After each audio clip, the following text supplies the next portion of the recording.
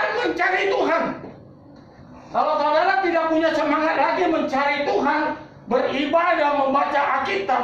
Saya sebelum datang ini saya nonton online dulu sama anak istri saya. Bapak Ibu, hari-hari ini banyak orang udah gak semangat. Pak, saya udah gak semangat, Pak. Semangat mencari Tuhan. Ngapain gua cari Tuhan? Hidup tetap begini-gini aja.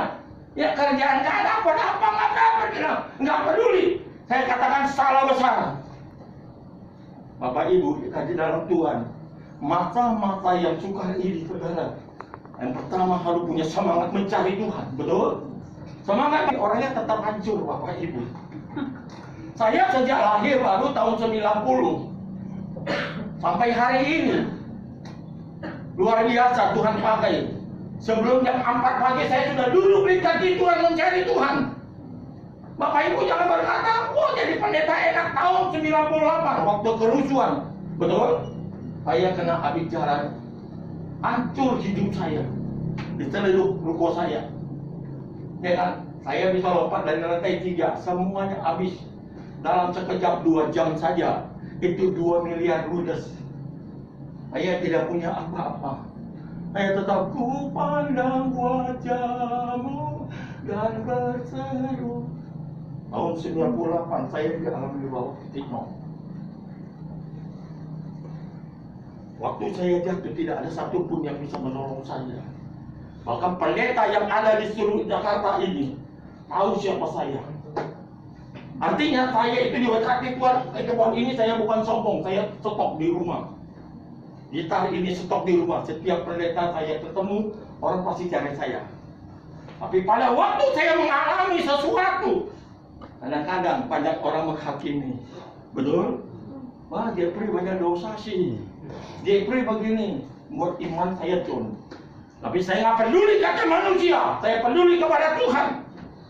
Seperti Guru berkata, saya masih hidup, saya masih diselamatkan sama istri saya. Harta nggak apa-apa. Anak saya berkata, papi Tuhan Yesus itu jahat. Nah, salah besar, anak saya masih kecil-kecil. Kalau papi dan mami Tuhan jahat, papi dan mami sudah mati. Papi bisa selamat dari lantai 3, bayangkan. Saya dikejar mata, bunuh Cina itu bakar. 94 saya dia kepala mata sendiri. Dan saya berhari, waktu saya tutup, saya bilang Tuhan saya mau pulang. Roh Kudus jangan kamu pulang. Doa saja. Saya terus berdoa. Dan tiba mereka serbu lantai saya, yang satu bakar, bunuh, bakar, bunuh. Saya tarik istri saya. Istri saya mau di kamar mandi, jangan di kamar mandi. Ini di sonanya udah tuanya diperkosa, apalagi lagi lu begini. Tapi gimana? Kita naik ke atas.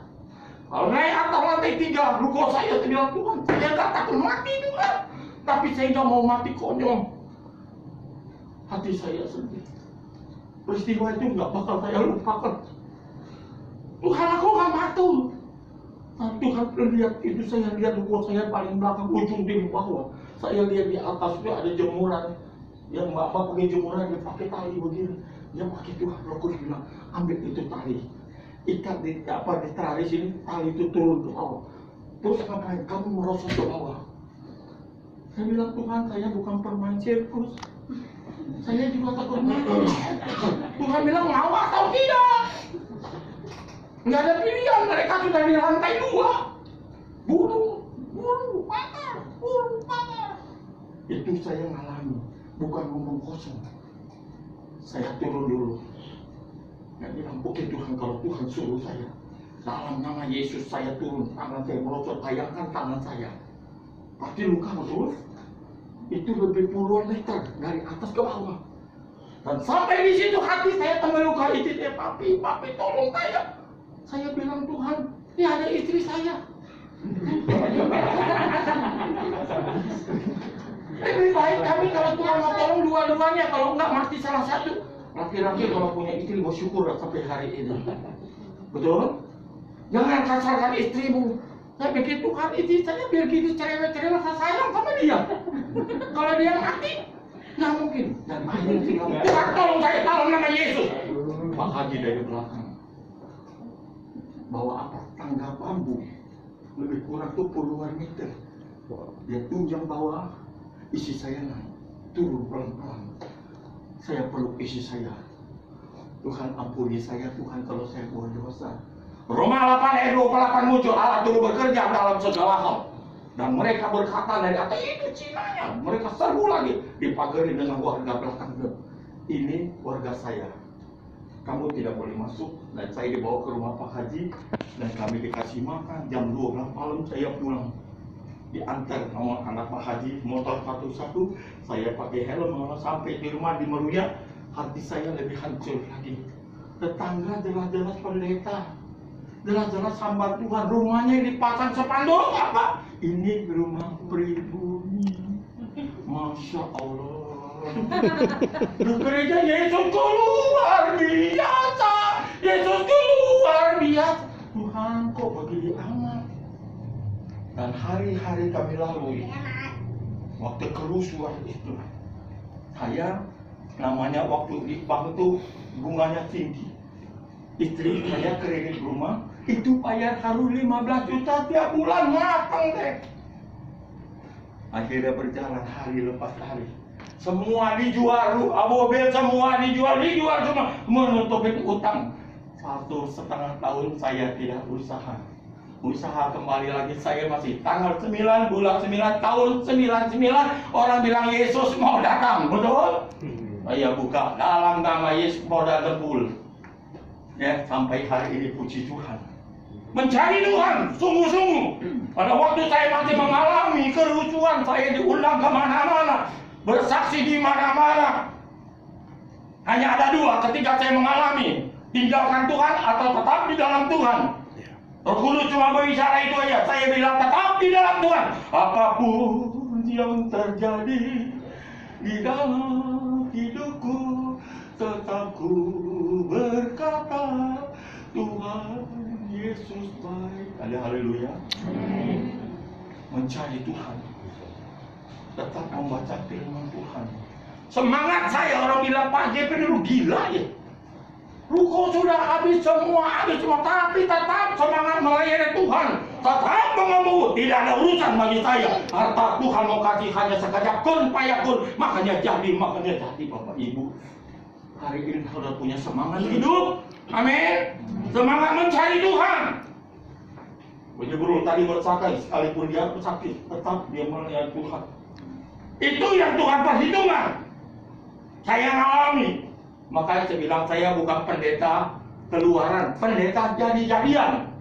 Bukan saya pendeta ria, saya ditabitkan menjadi pendeta penuh. Itu ada jemaat saya tuh. Jemaat tinggalnya di sini Pak. Dia bilang rindu dengan kok Bapak dia bilang, lalu datang aja sini. Kan? Untuk memberi semangat itu harus spirit dari diri kita sendiri. Mau ke gereja itu bukan dari orang, dari diri kita sendiri. Betul?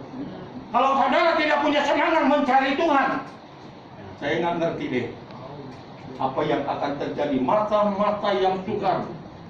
Saudara boleh berharap kepada orang tua yang kaya, saudara-saudara yang kaya.